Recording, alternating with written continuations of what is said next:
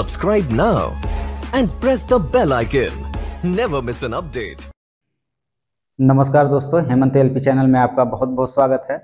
दोस्तों, इससे भी पहले हम लोग पेडागॉजी के जो सॉल्व करने के 10+ ट्रिक पढ़ रहे हैं, उसमें से 3 ट्रिक को पूरे डिटेल से कर चुके हैं। अब हम लोग ट्रिक नंबर 4 के बारे में पढ़ेंगे। तो ट्रिक नंबर 4 आपका है त्रुटि एवं प्रयास। दोस्तों देखिए, कहीं पर भी त्रुटि यानी गलती करने की बात आए तो एक छोटा सा बच्चा जो है गलती कर करके ही सीखता है। आप अपने बचपन को याद करिए, वर्णमाला में क लिखने में कई महीनों बीत गए थे। का एक बार हम लिखते थे तो फिर 2 बार लिखते थे, 3 बार लिखते थे, कभी कभी उल्टा का लिखते थे, बार बार गलती कर करके ही, लेकिन हमने प्रयास करना नहीं छोड़ा तो हम सही अनुक्रिया किए। अर्थात गलती करना बच्चे के लिए एक सकारात्मक, अर्थात जहां पर भी गलती करने की बात आएगा वह सारे ऑप्शन आपके सही होंगे। जैसे बच्चा गलती कर करके ही सीखता है, सकारात्मक शब्द है, यह आपका ऑप्शन सही होगा। त्रुटि एवं प्रयास समस्या समाधान की एक विधि है।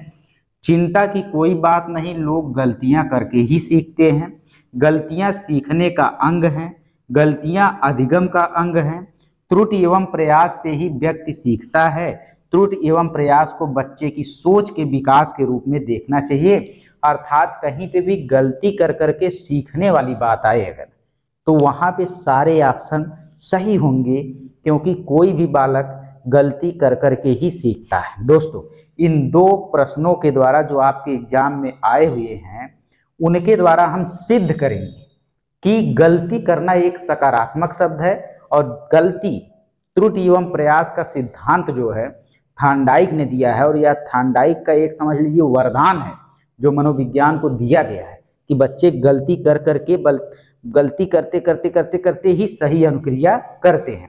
तो देखिए, पहला प्रश्न लिखा है, जब बच्चे एक अवधारणा को सीखते हैं, वो चाहे जोड़ की अवधारणा हो, चाहे घटाने की अवधारणा हो, चाहे विज्ञान के किसी टॉपिक की अवधारणा हो, कोई भी अवधारणा जब बच्चे सीखते हैं और उसका प्रयोग करते हैं तो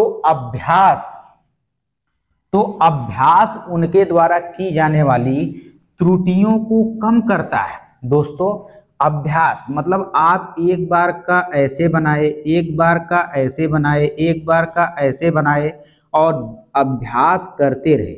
जितना ज्यादा अभ्यास करते रहे उतनी त्रुटियों में कमी आती गई और एक समय हम का को सही से बनाना सीख गए। अर्थात अभ्यास उसके द्वारा की जाने वाली त्रुटियों को कम करने में मदद करता है। यह विचार किसके द्वारा दिया गया है? तो दोस्तों, यह थार्नडाइक के द्वारा दिया गया है और प्रयास एवं त्रुटि या त्रुटि एवं प्रयास का सिद्धांत भी थार्नडाइक ने ही दिया है। दोस्तों, बच्चों की त्रुटियों के बारे में निम्नलिखित में से कौन सा कथन सत्य है? तो त्रुटियों से संबंधित यहाँ पे बात हो रही है। पहला है, बच्चों की त्रुटियां उनके सीखने की प्रक्रिया का अंग है। एकदम सही दोस्तों, कि बच्चों की जो गलतियां होती हैं, त्रुटियां होती हैं, उसी के द्वारा वह सीखते हैं। अर्थात उनके सीखने का एक क्या है? अंग है। यहाँ पे हमने लिखा भी है कि गलतियां सीखने का अंग है। बच्चों की त्रुटियां शिक्षक के लिए महत्वहीन हैं। दोस्तों, यहाँ पे देखिए नकारात्मक वाक्य है, तो यह आपका गलत हो जाएगा। बच्चे तब तक त्रुटियां करते हैं जब तक शिक्षक सौम्य हो और उन्हें दंड न देता हो। तो दंड देना भी यहाँ पे क्या है? बाल केंद्रित शिक्षा का हनन है। और असावधानी के कारण बच्चे त्रुटियां करते हैं, यह भी ऑप्शन आपका क्या है? गलत है। तो दोस्तों, इन 2 प्रश्नों से सिद्ध होता है कि बच्चे गलती कर करके ही सीखते हैं और गलती करना सकारात्मक है, न कि नकारात्मक। तो आपको ऐसे ऑप्शन को खोजना है जिसमें गलती करने की बात हो और वह ऑप्शन आपका सही होगा। तो दोस्तों, अगर यह वीडियो पसंद आया हो तो इस पूरे सीरीज को आप देखने का प्रयास करिए, और पूरे सीरीज को देखने के बाद गारंटी देते हैं कि आपका कोई भी क्वेश्चन गलत नहीं होगा। इसलिए नंबर 5 पे आ गए हैं और जल्दी जल्दी इन ट्रिकों को खत्म करते हैं और ट्रिक नंबर 5 को हम समझेंगे। ट्रिक नंबर 5 रुचि एवं प्रेरणा है। दोस्तों, रुचि एवं प्रेरणा कैसे बच्चों के लिए महत्वपूर्ण है? देखिए दोस्तों, जैसे हम बच्चे के अंदर सबसे पहले उसे सीखने के लिए उसके अंदर रुचि जागृत करते हैं। जब हम रुचि जागृत करते हैं तो बच्चा पढ़ने के लिए स्वतः क्या हो जाता है? प्रेरित हो जाता है या अभिप्रेरित हो जाता है।